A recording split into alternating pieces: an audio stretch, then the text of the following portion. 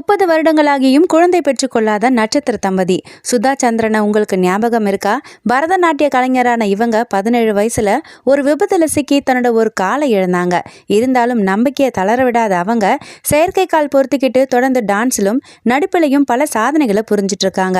வசந்தராகம், சின்ன தம்பி பெரிய தம்பி உள்ளிட்ட பல படங்கள்ல இவங்க நடிச்சிருந்தாலும் மிகப்பெரிய அந்தஸ்து வாங்கி கொடுத்தது நாகினி சீரியல் தான். இவங்களோட காஸ்மெட்டிக்ஸும் காஸ்டியூம்ஸும் ஆர்னமெண்ட்ஸும் ஆல்வேஸ் யூனிக். இவங்களுக்கு மட்டுமே இப்படியெல்லாம் செட் ஆகும், மற்றவங்களுக்கு ஆப்டா இருக்காது. இந்த நிலையில ஒரு இன்டர்வியூல பேசின சுதா சந்திரன், நான் ஒரு படத்துல ஒர்க் பண்ணும்போது ரவி அதுல அசிஸ்டன்ட் டைரக்டரா இருந்தாரு. அந்த படம் ரிலீஸ் ஆகல, இருந்தாலும் நாங்க கல்யாணம் பண்ணிக்கிட்டோம். அதாவது 1995ல நாங்க கல்யாணம் பண்ணிக்கிட்டோம். அந்த வகையில 30 வருஷமாகியும் எங்களுக்கு குழந்தை இல்லை. அது எங்களுக்கு வருத்தமாகவும் இல்லை. அதே மாதிரி குழந்தைய தத்தெடுக்கவும் எங்களுக்கு தோணல. என்னோட ஒர்க் பண்ற எல்லாருமே என்னோட குழந்தைகள் தான் ரொம்ப போல்டா ஓப்பனா பேசினாங்க சுதா சந்திரன்.